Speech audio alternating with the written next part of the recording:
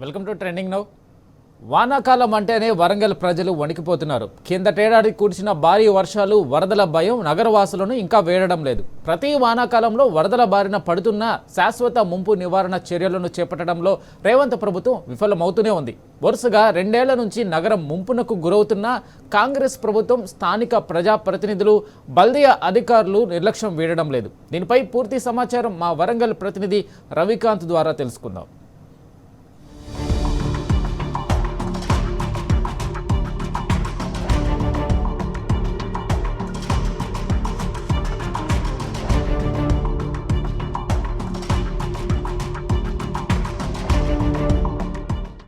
వర్షాకాలం వచ్చింది. మళ్ళీ భారీ వర్షాలు కురిస్తే, వరదలు వస్తే మా పరిస్థితి ఏంటని వరంగల్ నగరవాసులు వణికిపోతున్నారు. గత సంవత్సరం కురిసినటువంటి భారీ వర్షాల సందర్భంగా నగరం అతలాకుతలమైంది.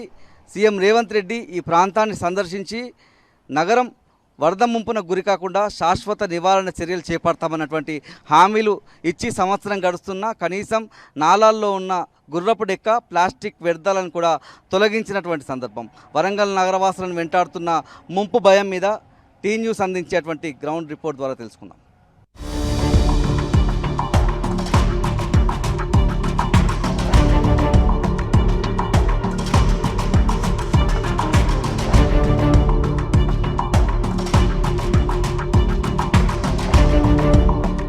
పోయిన సంవత్సరం కురిసినటువంటి భారీ వర్షాలు, వరదలకు నగరం అంతా కూడా అతలాకుతలమైనటువంటి సందర్భం మనకు కనిపించింది. ఎక్కడా కూడా నగరంలో నాలాలకు సంబంధించి పూర్తి స్థాయిలో గుర్రపు డెక్కను తొలగించలేదు. పూర్తిగా ప్లాస్టిక్ మయమైనటువంటి సందర్భం.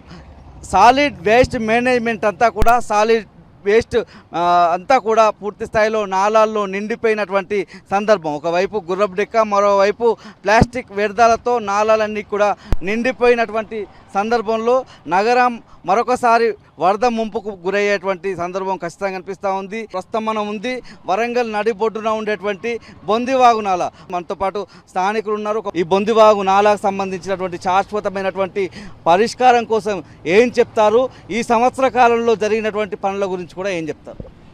గతంలో ఈ భద్రకాళి ట్యాంక్ బండ్ నిర్మాణ దశ నుంచి కూడా పక్కనున్న కాలనీ వాసులందరికీ చాలా ఇబ్బందులు ఎదుర్కొంటున్నాము. ఈ చుట్టుపక్కల ఉన్న కాలువలు కానీ లేకపోతే అవన్నీ కూడా నీళ్ళు ఎక్కడికక్కడ నిలిచిపోయి అందరికీ కాలనీ ముంపుకు గురవుతుంది. ఏ చిన్న వర్షం వచ్చినా కూడా ఎప్పుడైనా కూడా ఇబ్బంది అవుతుంది. ఇదే విషయమై మేము అధికారులకు చాలాసార్లు రిప్రజెంటేషన్స్ ఇచ్చాము. అయినా కూడా ఎవరు స్పందించలేదు.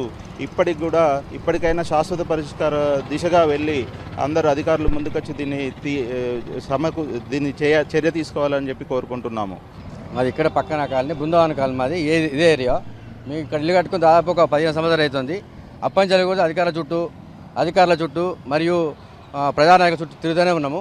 ఎక్కడ కూడా అక్కడనే చేస్తున్నారు తప్ప మా పరిష్కారం ఎక్కడ ఇంత చేయట్లేదు. మాకు ముఖ్యంగా బొందివాగును విస్తరించాలి. చూస్తారు కదా, 100 ఫీట్లు 20 ఫీట్లు కూడా లేదు. దీన్ని మొత్తం క్లీన్ చేయాలి. క్లీన్ చేసి వాస్తవానికి రిటర్నింగ్ పని కట్టాలి. ఈ పైన 10 చెర్లు ఉంటాయి. 10 చెర్ల నీళ్ళు మత్తెల ద్వారా వస్తాయి. ఆ నీరు మొత్తం నేరుగా ఏంటంటే చెర్లకు పోవాలి. బద్దగా చెర్లకు పోయి బద్దగా చెరువు ద్వారా మత్తెల ద్వారా బయటకు పోవాలి. కానీ ఏం చేసినా గొల్లెం వేసి తాళం పరిచిన లెక్క అధికారులతో చేసి మొత్తం చుట్టూ కోట్లు పెట్టి బండు కట్టిరు. బండ్లకి నీళ్ళు పడడానికి దాన్ని దారి చూపించలేదు. నీళ్ళు ఎడిపోతున్నాయి. 20 కాలనీ పోతున్నాయి. మొత్తం మునిగి మా ఏరియా మొత్తం మునిగి పోయినసారి భారీ నష్టం, కోట్ల నష్టం జరిగింది. మేమందరం కూడా ఏకమై రాస్తా రోకో చేసినాం. పార్టీ అధికారంగా అధికారులను కూడా మురించుకున్నాం. ఇప్పటికీ 20-30 సార్లు గ్రీవెన్స్లో పెట్టుకున్నాం. మంత్రులను కలిసినాం, కమిషన్ కలిసినాం, మా మంత్రి కుంట సురేఖను కలిసినాం. ఎవరు కూడా పట్టించుకుంటలేరు. చేస్తామంటారు తప్ప. అయినా వర్షాకాలం వస్తుంది. ఇప్పటికి ఇదే పని అవుతుంది. కోట్ల నష్టం జరుగుతుంది మాకు. మేము ఎన్నోసార్లు వినతి పత్రాలు కలెక్టర్ గారికి ఇస్తున్నాం, కమిషనర్ గారికి ఇస్తున్నాం, మంత్రి గారికి ఇస్తున్నాం. ఎంతోమందికి ఇచ్చిన మేము ఇచ్చిన పరిస్థితి ఏంటంటే దున్నపోతు మీద వానబడ్డట్టు ఉన్నది మా పరిస్థితి. ఎన్నో కుటుంబాలు మొత్తం సంపాదించిందంతా వర్షాకాలంలో ప్రతి సంవత్సరం మొత్తం నిట్ట నిలువున మునిగిపోయి మా పరిస్థితులు చాలా అవస్థలో ఉన్నాం. మాకు 20% నీళ్ళు చెరలో పోతున్నాయి. 80% నీళ్ళు మొత్తం 10 కాలనీల మొత్తం మునిగిపోతూ ఉన్నాయి. సర్వం కోల్పోతూ ఉన్నాం. ఎన్నో అభివృద్ధి పనులు చేస్తూ ఉన్నాం అని చెప్తా ఉన్నారు. వరంగల్ స్మార్ట్ సిటీ అంటూ ఉన్నారు. నడి బొడ్డులా ఉంది. హన్మకొండ వరంగల్కు అనుసంధానమైన అంటర్ రోడ్ ఇది మొత్తం మునిగిపోతూ ఉన్నది. ఇప్పటికైనా రేవంత్ రెడ్డి ముఖ్యమంత్రి గారు కనీసం దీని మీద శ్రద్ధ వహించి ఎన్నో రాష్ట్రంలో ఎన్నో అభివృద్ధి పనులు చేస్తూ ఉన్నారు. కానీ ఇది యుద్ధ ప్రాతిపదికన చేసి వరద నుంచి మా కాలనీలను కాపాడాలని మేము విజ్ఞప్తి చేస్తూ ఉన్నాం. అప్పటి పురపాలక శాఖ మంత్రి కేటీఆర్ గారు వచ్చి పర్యవేక్షించి మరి ఈ ముంపు ప్రాంతాన్ని బయటపడేయాలనేటువంటి ఉద్దేశంతో వెంటనే 158 కోట్ల రూపాయలు ఈ బొందివాగు గురించి కేటాయించడం జరిగింది. అయినప్పటికీ మరి ఈ లోపల ఎన్నికలు రావడం, 2023లో ఎన్నికలు రావడం, ప్రభుత్వం మారడం వల్ల ఆ 158 కోట్ల రూపాయల పనులు ఏమైనాయో మరి ఎవరికైతే తెలియదు. ఆ ఫండ్ అంతా మునిగిపోయిందా, ఏమైంది, ఏం చేసిన అనేది అధికారుల నిర్లక్ష్యం వల్ల, ప్రజాప్రతినిధుల యొక్క నిర్లక్ష్యం వల్ల అది అలాగే ఉండిపోయింది. తర్వాత ప్రభుత్వం మారింది. 2024లో కూడా మళ్ళీ వరదలు వచ్చినాయి. 2025 అక్టోబర్లో విపరీతమైనటువంటి వర్షాలు పడి విపరీతమైనటువంటి జిల్లాలోని విపరీతమైనటువంటి వరదలు రావడం వల్ల మరి మా ప్రాంతం అంతా కూడా జలమైపోయి మా నివాస ప్రాంతాలు, మా ఇళ్లకు ఒక్కొక్కరి ఇళ్లలో 5 ఫీట్ల నీళ్లు రావడం జరిగింది. తద్వారా కుటుంబాలన్నీ కూడా చిన్నాభిన్నం అయిపోయినాయి. ఆ రాస్తారోక చేసినప్పటికీ కూడా ఇప్పటికీ ఏ అధికారి కూడా, ఏ ప్రజాప్రతినిధి కూడా, ఏ మంత్రి కూడా, ఏ ప్రభుత్వం కూడా స్పందించలేదు. దయచేసి ఈ నీరును బొందవాగును 100 ఫీట్ వెడల్పుతోటి దాన్ని ట్రెంచ్ కొట్టి సైడ్ వాల్స్ ఇచ్చి నేరుగా భద్రకాళి ట్యాంకులకు పోయేటట్టు అక్కడ రైల్వే ట్రాక్ కింద అయితే 5 స్లీవ్స్ పెట్టిండో భద్రకాళి చెల్లబోయే కాడ కూడా నీళ్ళు 5 స్లీవ్స్ పెడితే ఈ వరద ముప్పు కొంతవరకు తగ్గుతుందని అభిప్రాయం. ఇప్పుడు నిజాం కాలంలో 100 ఫీట్లతోని డ్రైన్లు కట్టింది. అక్కడ అదే డ్రైన్ను 100 ఫీట్లతో డైరెక్ట్గా తీసుకుపోయి భద్రకాళి రిజర్వాయర్లోకి పోతే ఒక్క కాలనీ మునుగదు. మునుగుతా అయితే వాళ్ళు గత సంవత్సరం డిపిఆర్లో 158 కోట్లు గత ప్రభుత్వం చేసిందన్నారు, అది క్యాన్సిల్ అయిందన్నారు. మళ్ళీ ఈ ప్రభుత్వం వచ్చింది, ఈ ప్రభుత్వం 158 కోట్లు మళ్ళీ రేవంత్ రెడ్డి గారు శాంక్షన్ చేసిండ్రు, మినిస్టర్ గారు శాంక్షన్ చేసిండ్రు. అయినా పని మొదలు పెడతలేరు. ఎందుకు మొదలు పెడతలేరు? మేము ఆరాధీసి ఈ గారి దగ్గరికి, ఎస్సీ గారి దగ్గరికి, కలెక్టర్ దగ్గరికి, మున్సిపల్ శాఖ దగ్గరికి అందరి దగ్గరికి రిప్రజెంటేషన్లు ఇచ్చినా కానీ పని మొదలైతలేదు.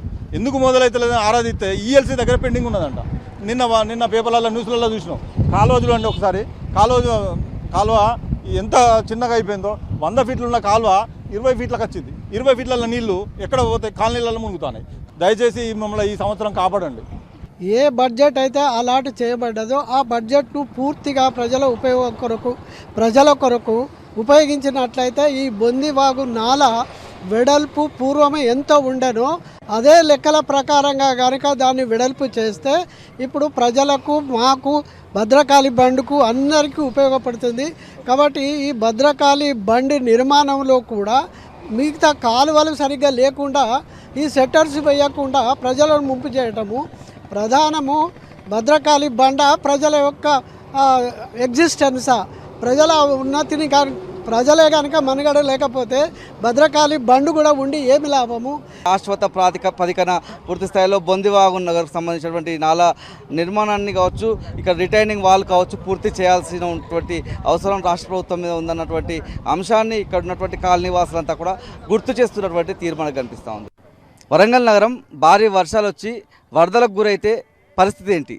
ఇదే ప్రశ్న నగరవాసులను తొలిచివేస్తున్నటువంటి సందర్భం మనకు కనిపిస్తూ ఉంది. ప్రస్తుతం మనం వరంగల్ నగరంలో ఉండే భద్రకాళి చెరువు కట్ట దగ్గర ఉన్నాము. మనం చూసినట్టయితే విజువల్స్లో భద్రకాళి చెరువు కట్టకు సంబంధించినటువంటి గేట్లను ఇంకా ఏర్పాటు చేయనటువంటి పరిస్థితుల్లో స్థానికంగా ఉండేటువంటి చాలా కాలనీల ప్రజలు భయాందోళనకు గురవుతున్నటువంటి పరిస్థితి.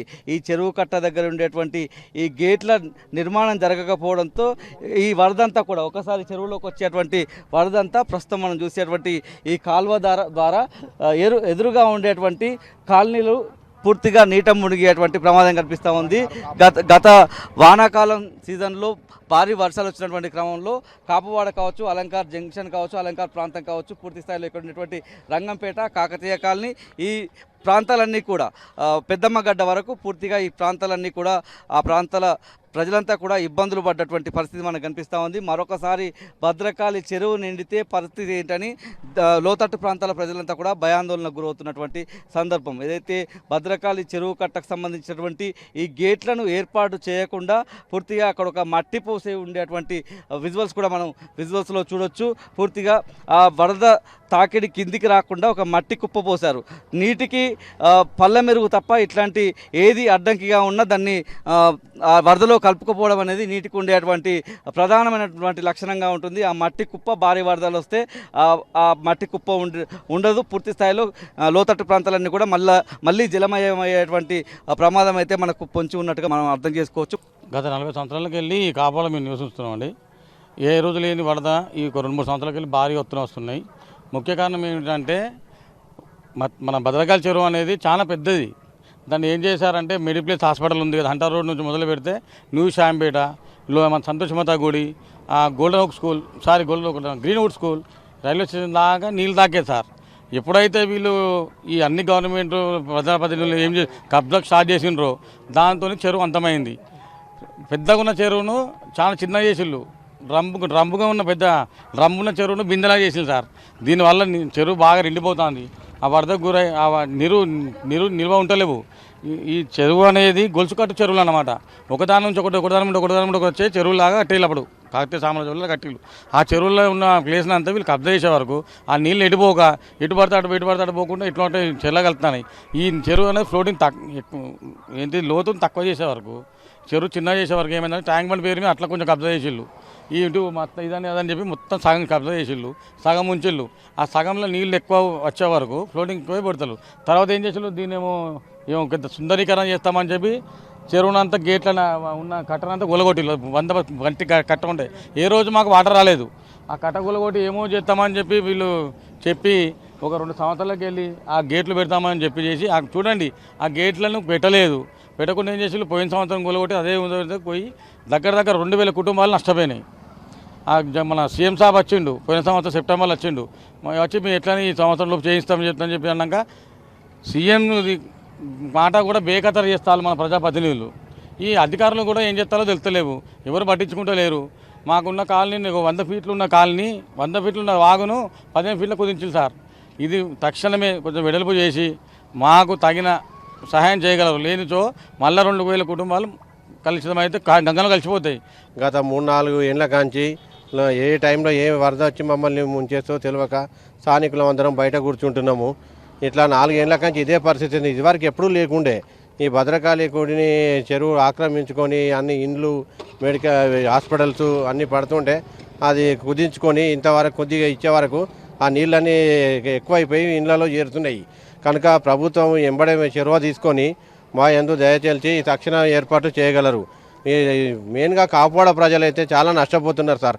పెద్దమ్మగడ్డ, కాకతీయ కాలనీ, ఈ రాయపుర, ఈ రంగంపేట వాళ్ళమే పూర్తిగా నష్టపోతున్నాము. మొత్తంగా చూసినట్టయితే భద్రకాళి చెరువు కట్టకు సంబంధించినటువంటి ఈ పనుల్లో పూర్తిగా నిర్లక్ష్యమే కనిపిస్తూ ఉంది.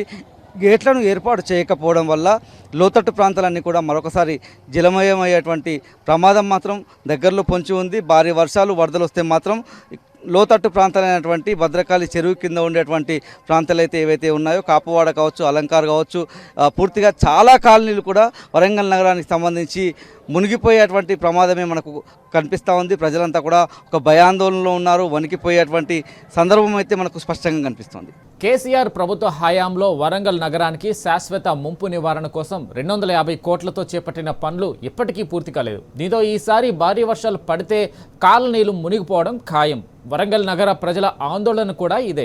మొత్తంగా గత చేదు అనుభవాలను నెమరవేసుకుంటున్న నగర ప్రజలు ప్రభుత్వ నిర్లక్ష్యాన్ని ఎండగడుతున్నారు. ఈసారైనా శాశ్వత చర్యలు తీసుకోకుంటే ఉద్యమిస్తామని హెచ్చరిస్తున్నారు. ఇంకా వాళ్ళ అభిప్రాయాలు ఏంటో, గత చేదు అనుభవాలు ఏంటో మా వరంగల్ ప్రతినిధి రవికాంత్ అందించే గ్రౌండ్ రిపోర్ట్ ద్వారా చూద్దాం.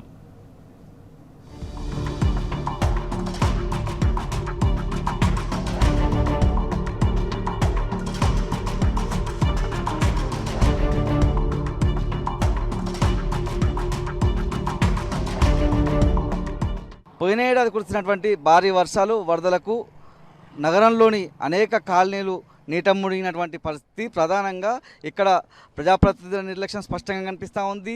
జీడబ్ల్యూఎంసీ అధికారుల నిర్లక్ష్యం అంతకంటే ఎక్కువగా కనిపిస్తున్నటువంటి పరిస్థితి. ఎందుకంటే వానాకాలం వస్తుందంటేనే వేసవిలోనే ఏదైతే నగరంలో ఉన్నటువంటి నాలాలన్నింటినీ కూడా పూర్తి స్థాయిలో డీసిల్టింగ్ చేయాల్సినటువంటి ప్రక్రియ చేయాలి. కానీ వర్షాకాలం వచ్చినా కూడా నగరంలోని ఎక్కడి నాలా చూస్తున్నా కూడా పూర్తి స్థాయిలో చెత్తా చెదారం పేరుకుపోయి, గుర్రబిడ్డక్క పేరుకుపోయి, ప్లాస్టిక్ వ్యర్థాలతో నిండి ఉన్నటువంటి ఉన్నటువంటి పరిస్థితి మనకు కనిపిస్తూ ఉంది. భారీ వర్షాలు వరదలు వచ్చేటువంటి సందర్భంలో మనం చూసేటువంటి కాలువ కూడా ప్రస్తుతం మనం హన్మకొండ నగరంలోని సమ్మయ్య నగర్ ప్రాంతంలో ఉన్నాము. ఈ ఏదైతే పోయిన సంవత్సరం కురిసినటువంటి భారీ వర్షాలు వరదలకు ఈ సమ్మయ్య నగరే కావచ్చు, చుట్టుపక్కల ఉన్నటువంటి అనేక కాలనీలు ఎఫెక్ట్ అయినటువంటి పరిస్థితి.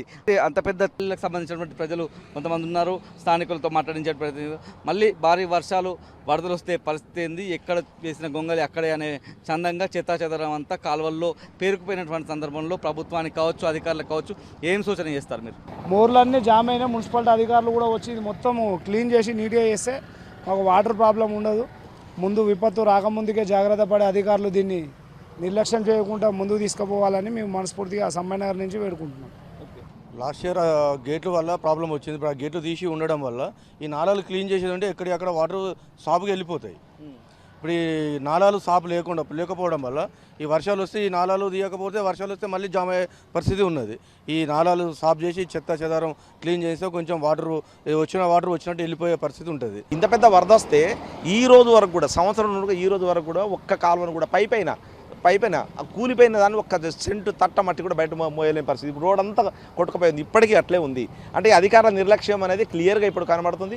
మళ్ళీ వరదలు ముంచడం కోసమే వాళ్ళు ప్లాన్ చేస్తున్నారు. పైన సీఎం నిన్న ప్రకటించిండు, ఆల్రెడీ అధికారులు మొత్తం టోటల్గా రోడ్డు మీదకు ఉంటారని చెప్పండి.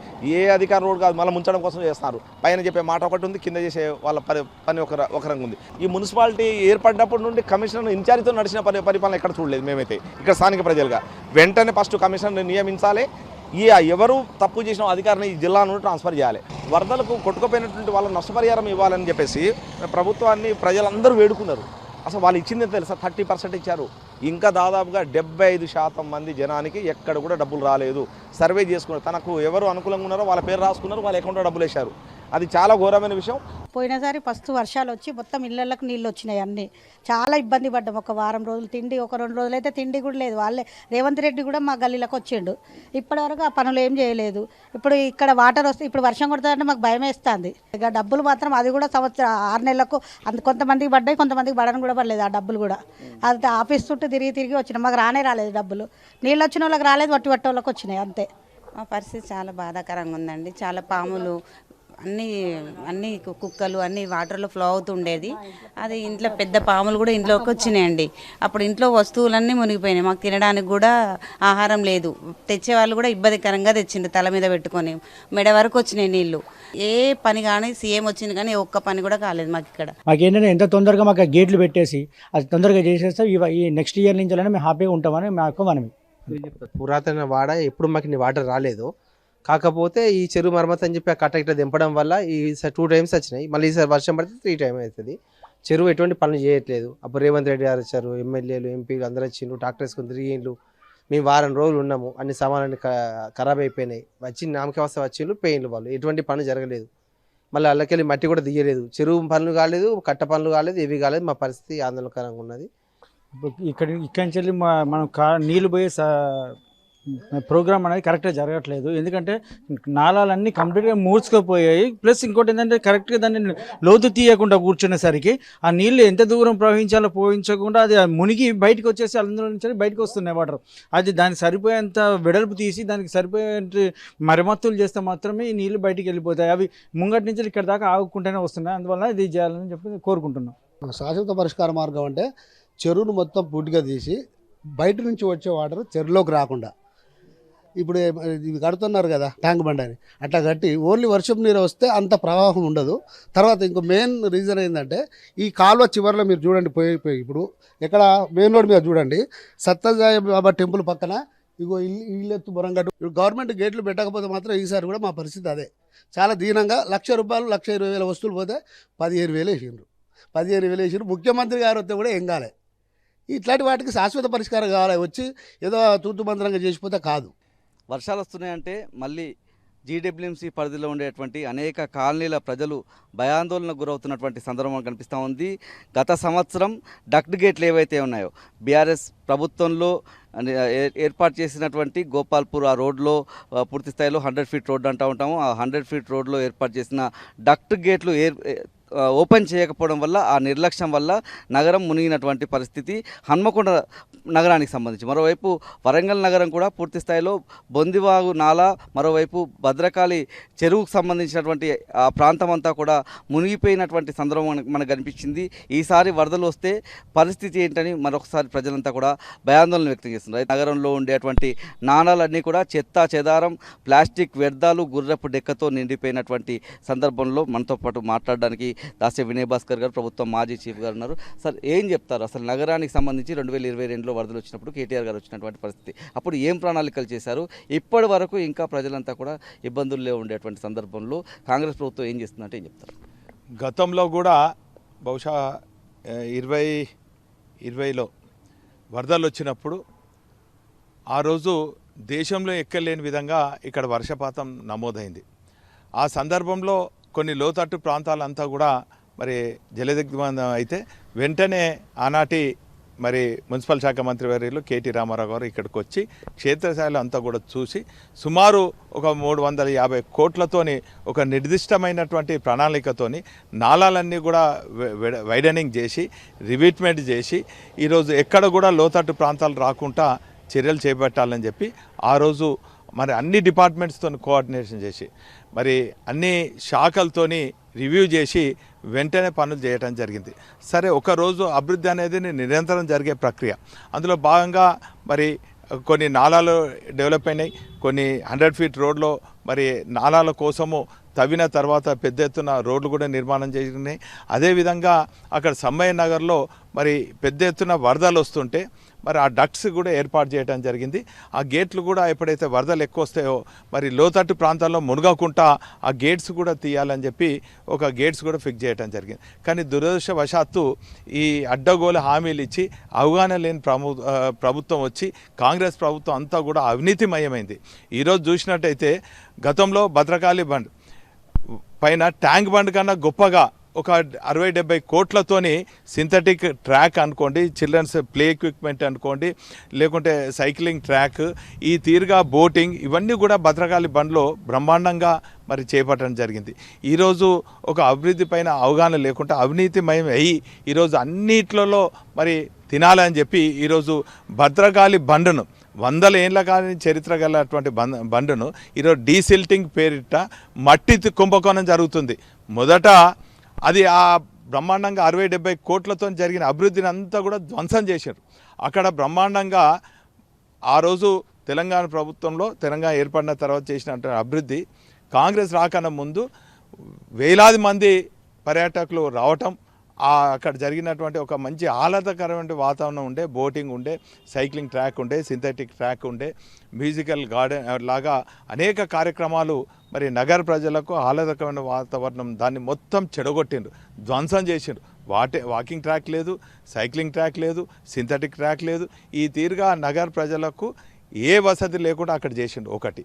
రెండోది, డీసిల్టింగ్ పేరిట భద్రకాళి చెరువుకు 9 కోట్లు శాంక్షన్ చేసి అక్కడ ఉన్నటువంటి మరి మత్స్యకారులందరూ కూడా మరి తిరగబడి మరి మాకు జీవనోపాధి పోతుందంటే మీకు నెలల ఖతం చేసేస్తాము, డీసిల్టింగ్ చేస్తాము మరి అని చెప్పి మార్చిలో మరి ప్రారంభించి మరి ఏప్రిల్ మేలో ఖతం చేస్తాం, మొత్తం క్లోజ్ చేసేస్తామన్నారు.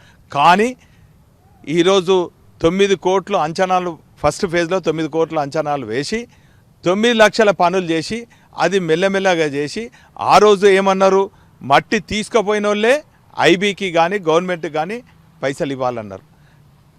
ఆ రోజు ఎన్ని క్యూబిక్ మీటర్లు తీసిండ్రు, ఐబీ డిపార్ట్మెంట్కి ఎంత వచ్చింది, కూడాకి ఎంత వచ్చింది, ఏ డిపార్ట్మెంట్కి వచ్చింది, ఆ 9 కోట్లలో ఏ రాజకీయ నాయకునికి ఎంత పోయింది, ఏ ఎమ్మెల్యేకి ఎంత పోయింది, ఏ ఎంపీకి ఎంత పోయింది అనేది మరి ప్రజలకు తెలుసు. ఈరోజు మొత్తం అవినీతిమయం. భద్రకాళి బండ్లో కూడా అవినీతిమయం. మట్టి బుక్కుతున్నారండి, మట్టి తింటున్నారు. ఏది ఇడిచిపెడతలేదు. సింగరేణిలో బొగ్గు తిన్నారు, భద్రకాళి బండ్లో మట్టి తింటున్నారు. అదేవిధంగా 9 లక్షలు పని కాలేదు, అక్కడ లబోదిబాని మొత్తుకుంటున్నారు. ఏమైందంటే ఐబీ డిపార్ట్మెంట్లో రాజకీయ నాయకులు ఒత్తిడితోని, ఇక్కడ స్థానిక ఎమ్మెల్యే ఎంపీ ఒత్తిడితోని మేము బిల్లులు చేసినామని చెప్పి కాంట్రాక్టర్లకు మరి బిల్లులు కూడా చెల్లించారు. అంటే 9 లక్షల పనులు చేసి 9 కోట్లు బిల్లులు ఎత్తుకున్నటువంటి చరిత్ర ఈ కాంగ్రెస్ నాయకులకు దక్కింది. ఇప్పటికైనా కళ్ళు తెరుచుకొని నాలాల్లో ఉన్నటువంటి ఆ చెత్తా చెదరం ఏదైతే ఉందో దాన్ని అంతా తొలగించాలి. పూర్తి స్థాయిలో భద్రకాళి చెరువు పూడికతీత కూడా పూర్తి స్థాయిలో ఒక కుంభకోణాలకు నిలయంగా మారిందన్నటువంటి అంశాన్ని వినయ్ భాస్కర్ గారు చెప్తా ఉన్నారు. ఇది పూర్తి స్థాయిలో నగరంలో ఉండేటువంటి వరద వస్తే ముంపునకు సంబంధించినటువంటి టీ న్యూస్ అందించే గ్రౌండ్ రిపోర్ట్. కెమెరా పర్సన్ సంజీవ్తో రవికాంత్, టీ న్యూస్, హన్మకొండ జిల్లా కేంద్రం నుంచి.